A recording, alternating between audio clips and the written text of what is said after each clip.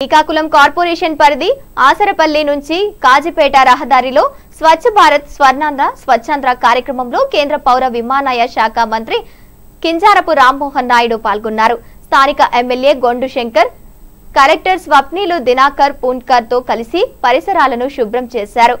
రోడ్డును ఆనుకుని మొక్కలు నాటారు. నేడు వాయు కాలుష్య నివారణ థీమ్తో స్వచ్ఛ భారత్ కార్యక్రమం జరుగుతోందని, పట్టణీకరణ పెరిగిన నేపథ్యంలో వాయు కాలుష్యం కూడా పెరుగుతూ ఉందని స్పష్టం చేశారు.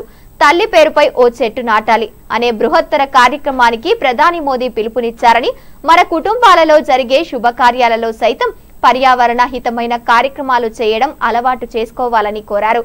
గత సీజన్లో శ్రీకాకుళంలో 25 లక్షల పైగా మొక్కలను నాటాము. నిబద్ధతగా రాష్ట్రం మొత్తం మీద పంచాయతీ నుంచి రాష్ట్ర స్థాయి వరకు అందరూ కూడా ఇన్వాల్వ్ అయ్యి యొక్క స్వచ్ఛ భారత్ ప్రోగ్రామ్ లో చాలా గొప్పగా అందరూ కూడా ఇన్వాల్వ్ అయ్యి చేస్తున్నాం.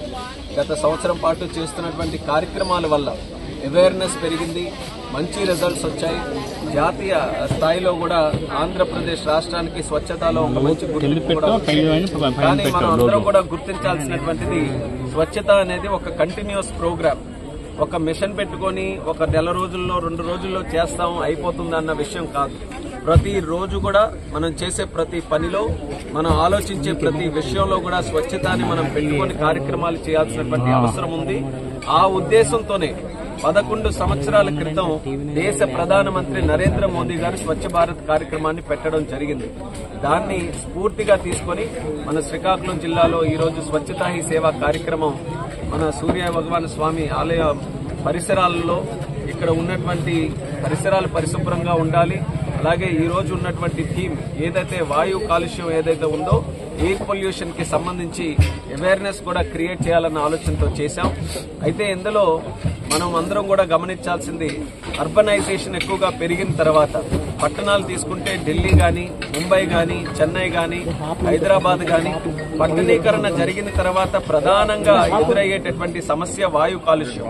ఎక్కువగా కార్లు ఎక్కువ ప్రయాణించడం, దగ్గరలో ఇండస్ట్రీస్ ఎక్కువగా పెరగడం, వీటన్నిటితో అక్కడ ఉన్నటువంటి వాతావరణం మీద ప్రభావం పడి ఎయిర్ పొల్యూషన్ పెరిగి, ఢిల్లీలో కొన్ని సందర్భాల్లో పరిస్థితి ఎలాగుందనంటే air pollution, air quality index కొన్ని సందర్భాల్లో 400 ppm కూడా పైకెళ్తే స్కూళ్లు కూడా సెలవిచ్చే పరిస్థితికి వచ్చారు.